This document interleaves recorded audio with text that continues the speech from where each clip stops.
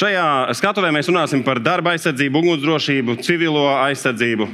Un tādam vidējam Latvijas iedzīvotājam bumbu patvērsmes, piemēram, pēdējos pārdesmit gadus saistījās pārsvarā ar tur ierīkotajām šautuvēm vai interesantām apskates vietām, un nekādu tādu vajadzības sajūtu neizraisīja. Cilvēkiem, kuri laik pa laikam dzird sirēnas, piemēram, pilsētās vai apdzīvotās vietās, tiek atgādināts, ka, ja jūs dzirdat sirēnu, ieslēdziet rādio. Un tad cilvēks tev pajautā, kā es varu ieslēgt rādio, man tajā brīdī varbūt nav elektrības. Tad varbūt, ka ieslēdz rādio mobilajā telefonā. Jā, bet ja tajā brīdī nav apraides, labi, tad iekāp mašīnā un ieslēdz rādio. Ļoti laba doma. Un ir daudz citas lietas, par kurām mēs neaizdomājamies, tāpēc, ka mēs nekad neesam nonākuši šādā situācijā. Bet pēdējo pāris gadu laikā, diemžēl, mēs esam sākuši spiest domāt par to būt arvien biežāk un biežāk. Tātad iedzīvotāju pamatvajadzības un kritiskās infrastruktūras aizsardzība un civila aizsardzība. Tie ir tādi jēdzieni, par kuriem mēs pēdējā laikā domājam arvien vairāk. Kā pilsēta var būt gatava ārkārtas situācijām? Kāda ir Rīgas pieeja civilajai aizsardzībai? Tā ir mūsu nākamā tēma. Rīgas valstspilsētas civilās aizsardzības un operatīvās informācijas pārvaldes vadītājs Gints Reinsons ir cilvēks, kurš domā un strādā pie tā, kā tad īsti rīkoties ārkārtas situācijā. Lūdzu, sagaidām!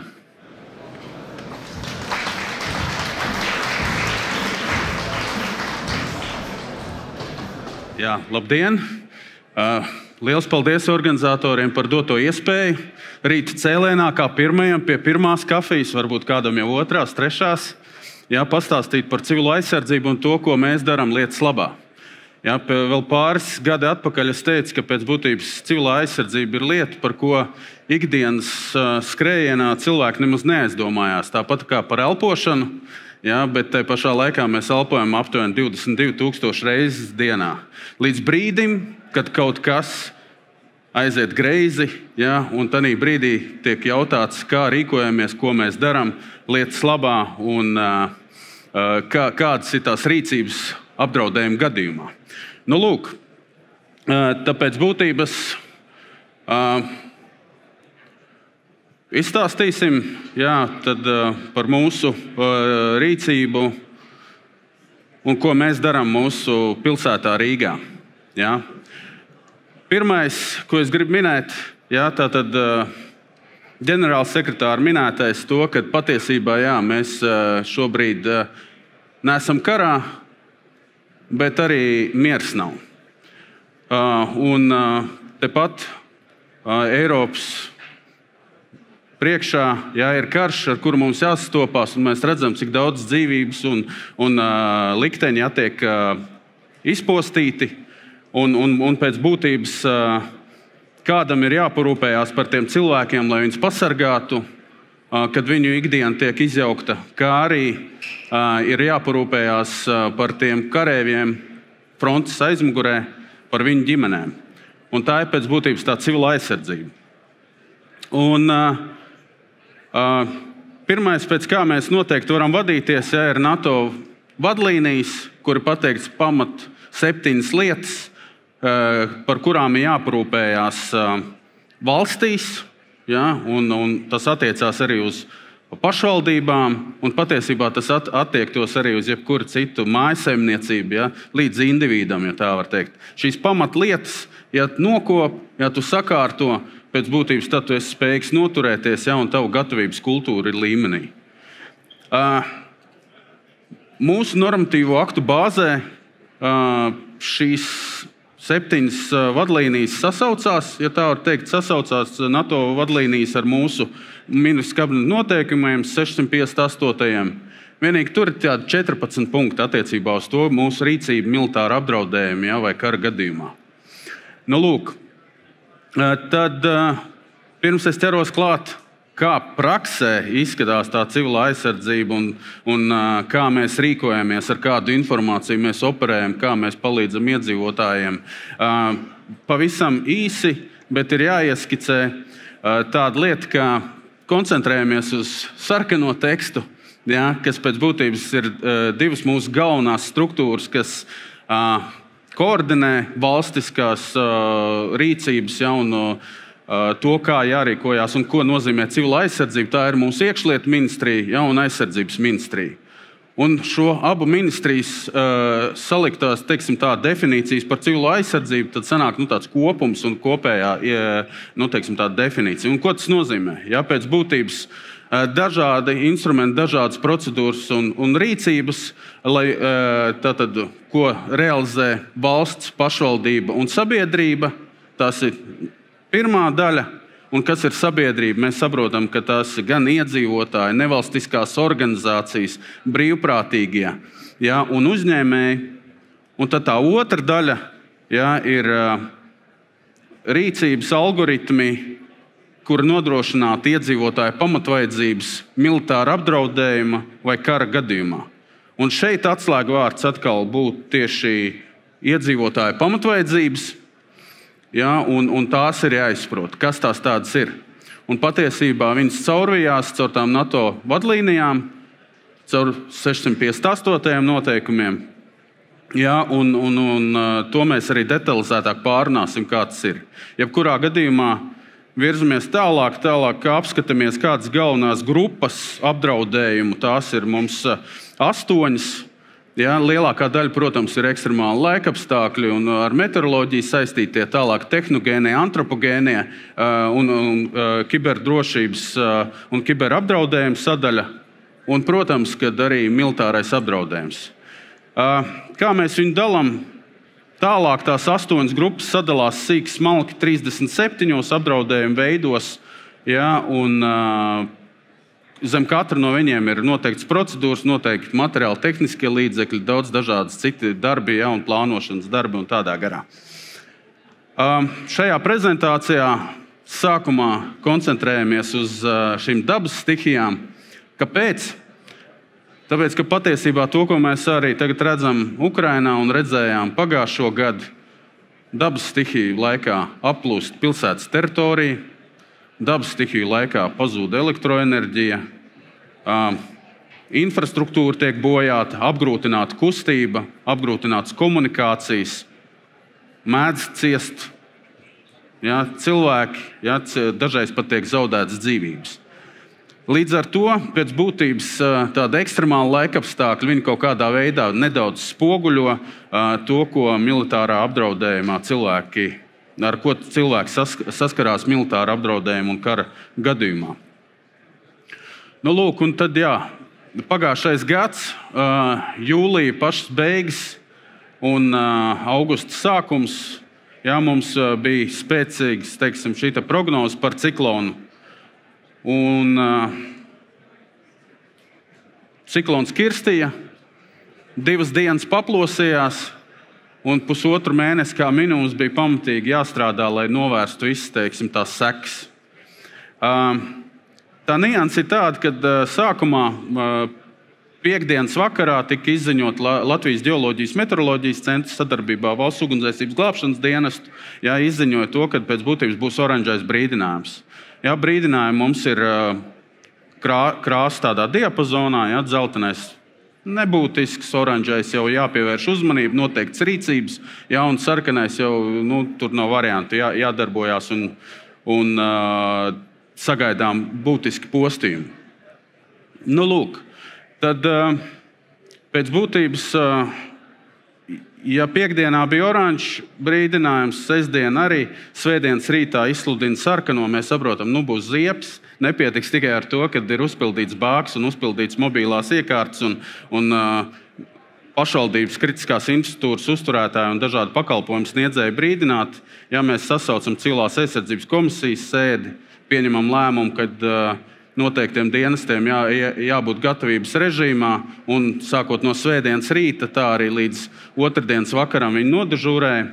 Bet kā notika tā attīstība? Attīstība bija tāda, ka šeit ir ārzemju auditorija, tātad saku, ka elektropadeves koncerns, kurš uztur infrastruktūru, pa kuru tiek elektroenerģija nodot patērētājiem, dod mums iespēju redzēt atslēgumu karti. Ja, tur 15 minūšu nobīdi, bet tā bija, kad no kreisās puses mēs redzējām, kā ciklons iet pāri Latvijai un kā tai atslēguma lēnām virzās arī līdz Rīgai. Tā kā mēs pēc būtības jau varējām saprast, kurā brīdī aptuveni kādā brīdī tas ciklons sitīs pa Rīgu. Rīga ir tādā viducī, tur, kur tās zilās līnijas. Nu, lūk, tā kā tas bija viens no informācijas avotiem, kuram sekojām līdzi. Paldies Dievam, tātad internets un elektrība mūsu lēmumu pieņemšanas štābos, ja tā var teikt, bija. Sekojām tam līdzi. Protams, ir arī atvērtie dati. Ja, ir tādas arī Waze aplikācija izmantojām, un Waze aplikācijā fiksētie punkti arī palīdzēja, un mēs skatījāmies, kā viņi sakrīt ar to informāciju, kas mums ienāk no dienestiem, kas arī veic infrastruktūras apsekošanu un kur tiek pieteikumi reģistrēti. Ja, un tie punktiņi parāda. Jo pēc būtības tie cilvēki, kuri ir kustībā, kurš nofiksē, kad ir pārlūzis koks, nolūzis un uzkritis uz brauktuves, ja, vai kādi vadi kaut kur karājās, ja, tā visa informācija caur Waze arī bija nolasāma. Nu, ko tad pēc būtības pirmajās 24 stundās, ja, vienotajā incidentu reģistrēšanas žurnālā, ja, nofiksējām 520 šos incidentus dažādās grupās. Ja, sapratām, kas aptuveni notiek pilsētā. Tas izkliedējums ir redzams pēc kartes. Ja, un tādā veidā tas mums arī palīdzēja jau prioritizēt, uz ko mums būtu jārēģē. Protams, primāri uz incidentiem tādā brīdī, kad bija tā kulminācija ciklonam, ja, tad strādāja Valsts ugunsdzēsības glābšanas dienesta ugunsdzēsēji, un par to viņiem liels paldies par to pašaizliedzīgo darbu. Tiklīdz bija mierīgāks, tā arī pašvaldības speciālisti to varēja darbiņu uzsākt un iesaistīties seku likvidēšanā.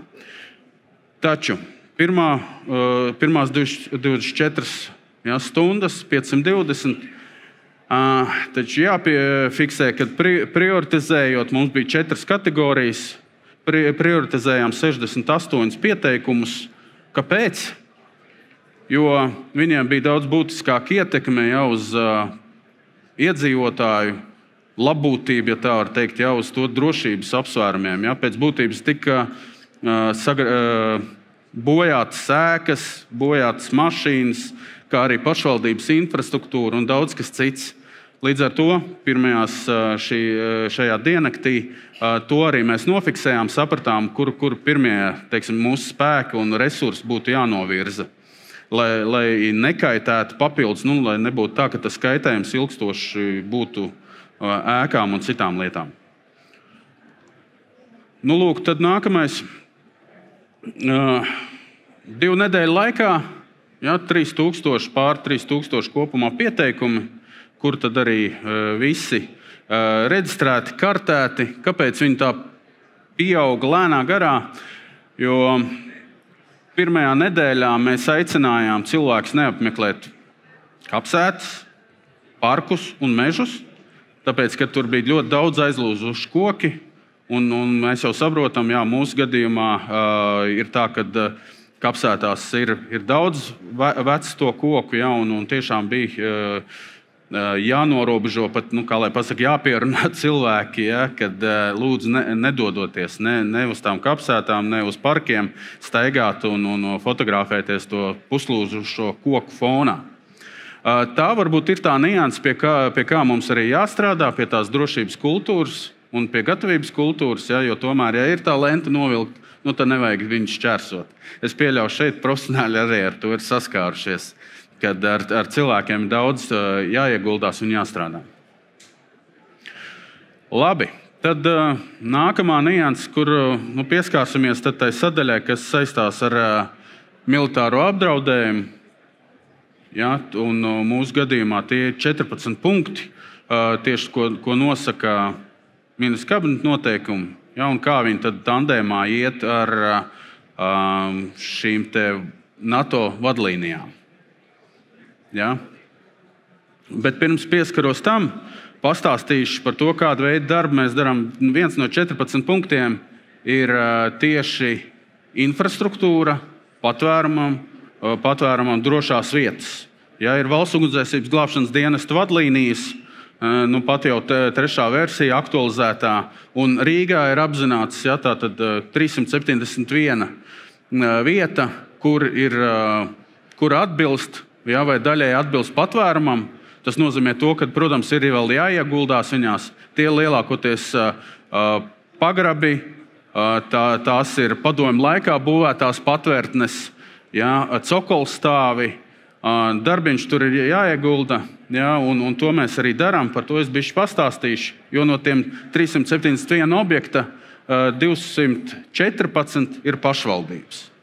214 pašvaldības, tur mums ir sociālās aprūpes centri, bērndārzi, skolas, administratīvās ēkas, sociālās aprūpes centri un pašvaldības celtās daudzdzīvokļu sociālās mājas.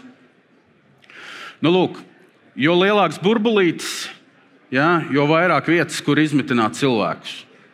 Jūs jautāsiet, kur var publiski iegūt to informāciju un tā, tad mēs plānojam drīzumā arī publicēt informāciju GeoRīga portālā, un paralēli tam, tiklīdz tas tiks nopublicēts GeoRīga portālā, arī informācija nonāks 112 aplikācijā.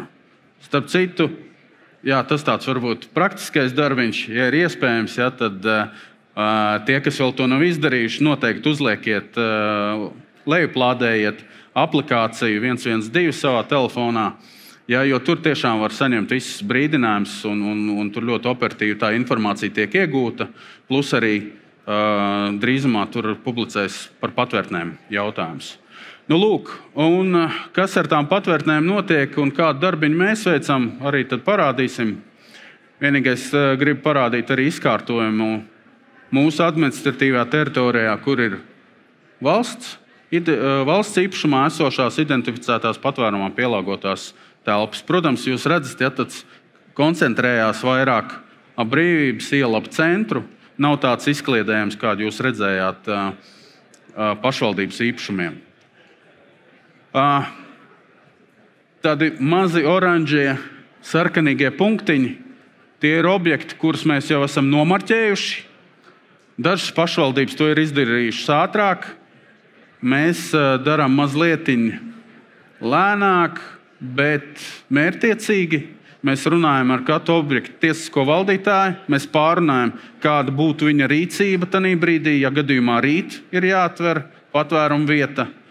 Mēs pārunājam par to liederīgo telpu, kurā tātad, jo ne jau viss pagrabs tiks izmantots, ir vietas, kur ir jāizvieto materiāli tehniskie līdzekļi, kur ir inženieru komunikācijas un daudz kas viss. Tā kā tur jākalkulē, jāsazīmē korekti, lai zinātu, kur ir tā liederīgā telpa.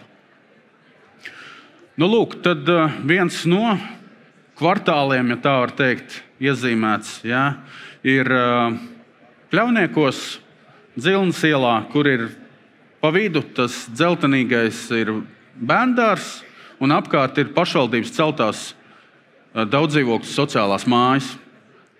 Un ar ko mēs saskaramies šobrīd ir tas, ka tam bērndārs pagrabiņš ir patiešām neliels. Ja viņā ir 120 audzēkņi pagrabiņā, reiķinot 0,75 kvadrātmetru uz vienu audzēkni un pasniedzēju, mums sanāk 80 vietas. Pēc būtības, kur tie 40 plus cilvēki pārējie liksies, tas ir izaicinājums. Un tāds pārskrējiens bērniņiem uz blakus esošo sociālo māju īsti nav opcija. Te ir variants, protams, par to, ka jāskatās, vai mums nevajag teritorijā izvietot kaut kādā brīdī pārvietojumu, dzelzbetona konstrukciju, kas var kalpot kā patvērumu vieta, kādus mēs arī redzam, piemēram, vadoties no Ukrainas pieredzes. Lūk, kas tad ir viņās iekšā? Viens ir nomarķēt, un tas nav tā, ka nomarķējām un aizmirsām, nomarķējām un strādājam tālāk.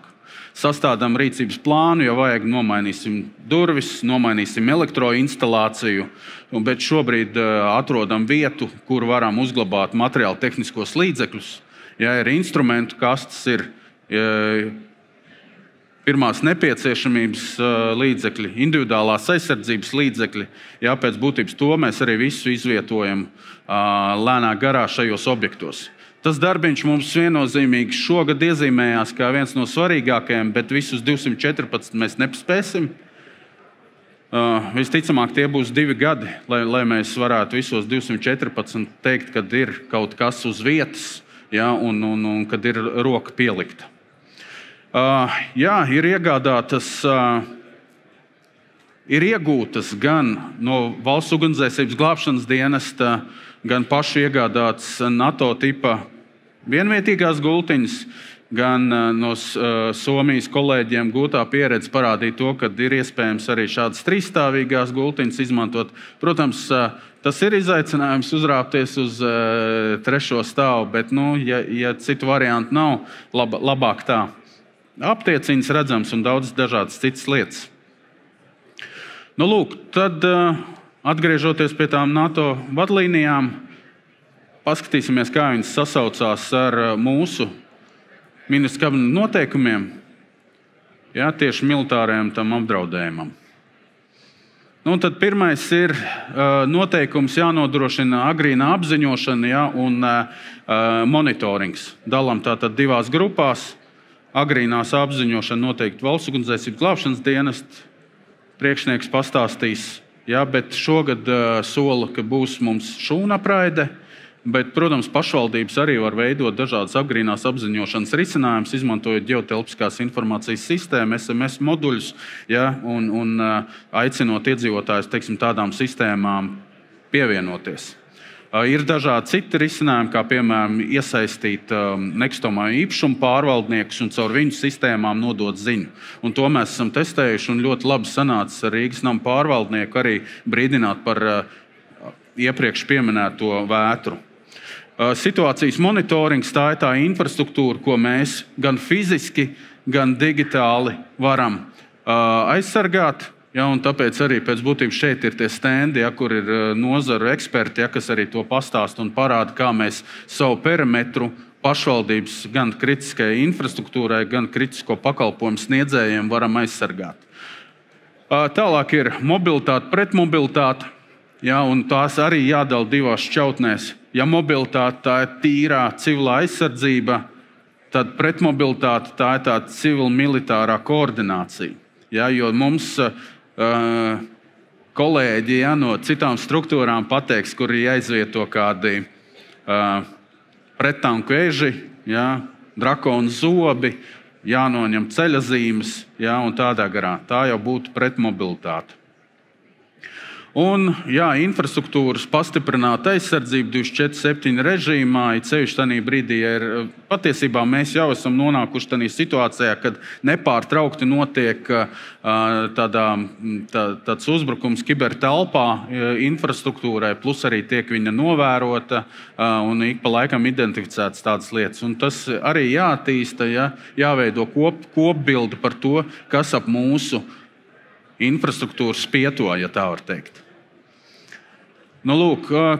Komunikācija ar iedzīvotājiem iezīmēta ar zaļu. Patiesībā nepateic, kāpēc ir tās 3 krāsas. Dzeltenais tas nozīmē pašvaldība daļēji to var izdarīt. Tad zaļais ir to, ka mēs varam to paņemt uz sevi pilnībā. Un sarkanais tas, kur mēs būtiski esam atkarīgi no partnera, no ārējiem apstākļiem. Tad komunikācija ar iedzīvotājiem mēs realizējam caur dažādiem semināriem, tādām aktivitātēm, kuras arī parādīšu prezentācijā. Un tad ir, protams, degviela, loģistika un pārtika. Viens ir kādas ir mūsu pašu rezerves, cik pašvaldības vai struktūras vai uzņēmumi, slimnīcas, cik stundām viņi ir gatavi. Mēs esam daudz dzirdējuši par 72 stundu somu, un viss tas ir individuālais līmenis, bet tā gatavības kultūra un tā izpratne. Šeit arī ir stendā, ka ir iespējams apskatīt tieši kāda ir profesionāli nokomplektēta šī gatavības soma un kam tur būtu jābūt, lai to var paķert līdzi un būt drošībā. Bet ar valsti kopā jāstrādā soli pie soli, lai mēs zinātu, kā nokopt to jautājumu par degvielas sadali un pārapgādi un prioritizēšanu, kuram pirmajam, kuram pēdējiem izsniedz. Un tas pats attiecās uz pārtiku. Nākamās sadaļas - ūdens piegāde. Ir daudz dažādu artēziskie urbumi, ir centralizētā ūdens apgāde, tur ūdens cisternas un tādā garā. Par 9. punktu jau izstāstīju par patvērtnēm. Jā, tālāk ir, protams, alternatīvie energoavoti. Šajā gadā mēs arī gan sociālās aprūpes centrus apgādāsim ar ģeneratoriem un mainīsim slimnīcām pašvaldības ģeneratorus. Tā kā tas darbs tiek veikts. Loģiski sociālā aprūpe, medicīna, tas gulstās uz pašvaldības pleciem, bet tandēmā ar valsti. Ja, un, protams, ka tad ir evakuācija, pulcēšanās punktu organizēšana un tās funkcijas, tas pat tiešā veidā pašvaldībām jāspēj nodrošināt. Lūk, un tad pēc būtības kritisko funkciju noteikšana, tam jau jābūt darbības nepārtrauktības plānos. Tā, lūk, un tad ir Namejs 2024, jā, civil-militārās koordinācija, tādas mācības, kurā tiek ne tikai pārbaudīts Nacionālo bruņoto spēku spējas, bet arī visas mūsu nacionālās spējas, ja, teiksim, līdz pašvaldības līmenim, līdz komersantu līmenim. Un mēs šajās mācībās tātad noorganizējām to, kad bija praktiskās iedzīvotāju evakuācijas mācības ar izmitināšanu 24 stundu laikā. Ja, notika viss šis process no brīža, kad mēs 2 punktos paņēmām cilvēkus, aizvedām viņus tālāk uz izmitināšanas punktu. Tur notika lekcijas, notika pārunas, notika praktiskās darbības, demonstrējām mūsu materiālu tehniskos līdzekļus, ja, un pārunājām to aktuālo. Ja, un tas ir pagājušais gads, šajā gadā noteikti būs tāpat. Es pieļauju daudz vērienīgāk. Un runājot jau par civil-militāro sadarbību, ja, un koordināciju, ja, arī testējām, cik tad laika mums prasa izveidot dažādus inženieru elementus, ja, kurus vajadzētu izvietot attiecīgās teritorijās. Tāds tas darbiņš. 2 šķautnēs civilā aizsardzībai, miera laiku civilā aizsardzība, ja, un negluži miera laiku. Un tā civil-militārā sadarbība. Tā mēs šeit strādājam, tā mēs rūpējamies par drošību galvaspilsētā un sadarbībā ar pārējām struktūrām palīdzam būvēt un stiprināt mūsu valsti, jo kopā mēs esam spēcīgi. Paldies, Gint. Paldies. Es dzirdēju vienu tādu frāzi, pareizāk savu tādu apzīmējumu, ka tad mēs lēnā garā sākam nodrošināt patvērsmes ar vajadzīgo aprīkojumu. Ir tāda sajūta, it kā nekas īpaši mums nedraud. Kā ir šobrīd vispār, tad, kad jūs runājat ar kaut vai naudas devējiem, ja, ar lēmumu pieņēmējiem, vai ir tā sajūta, ka īstenībā mums nemaz tik daudz laika nav sliktākajā gadījumā? Aiz slēgtām durvīm tā temperatūra diskusijām un aicinājumu uz rīcību ir daudz intensīvāka. Ja, šeit es tā pasaku lēnā garā, bet patiesībā mēs ar komandu un partneriem strādājam diezgan intensīvi un darām tā. Tā kā es uzskatu, ka mēs esam iedzinējos jebkurā gadījumā, ja, un tad, kad būs infrastruktūra sakārtota, ja, tad varēs teikt, ka ok, mēs esam gatavi. Šobrīd mēs esam iedzinējos. Paldies. Vai ir kādi jautājumi? Lūdzu, roka gaisā, mikrofons, jautājumi droši. Vēl kāds jautājums, kur runājot par krīzes situācijām, gribot, negribot jādomā par tādu analoģizāciju. Ja pēkšņi mums nav pieejami digitālie risinājumi, kāda ir vispār, kā tu jūti tādu cilvēku gatavību pēkšņi pielāgoties situācijā, kurā nav ne elektrības, ne sakaru, ne aplikāciju, nekā nav? Jā, es sākšu sākumā ar pašu mūsu darba organizāciju. Mēs arī alternatīvas esam iegādājušies, tāds kā Starlinks. Ja, ja gadījumā Starlinks nebūs, ņemsim kādu Amazon vai citu, vai Iris 2 risinājumu. Ja, tas ir numur 1. Protams, rāciju ieviešana atpakaļ, kuras kādu brīdi bija izkaustas. jo viss pārgāja pēc būtības mobilajiem risinājumiem. Tas ir iekšā mūsu darba organizācijā.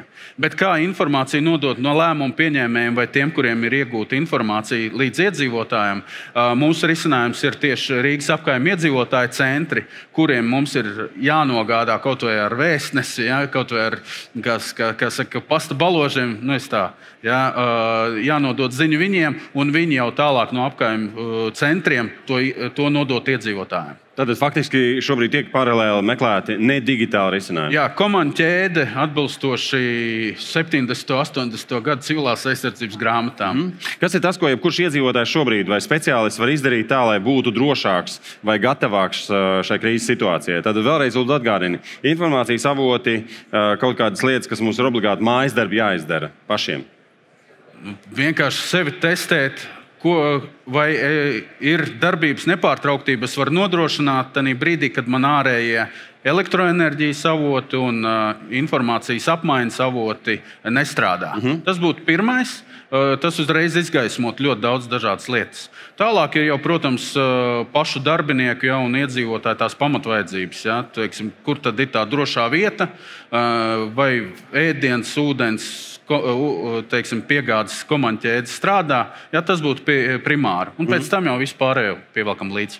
Paldies tev, Gint. Paldies. Aplaus Gintam. Un arī sertifikāts. Tur? Ja? Mēs, mums vajag bildi arī. Tagad aplausi, lūdzu. Aplausi. Šis ir pateicības sertifikāts. Un tagad bilde, lūdzu. Bilde. Jā. Super.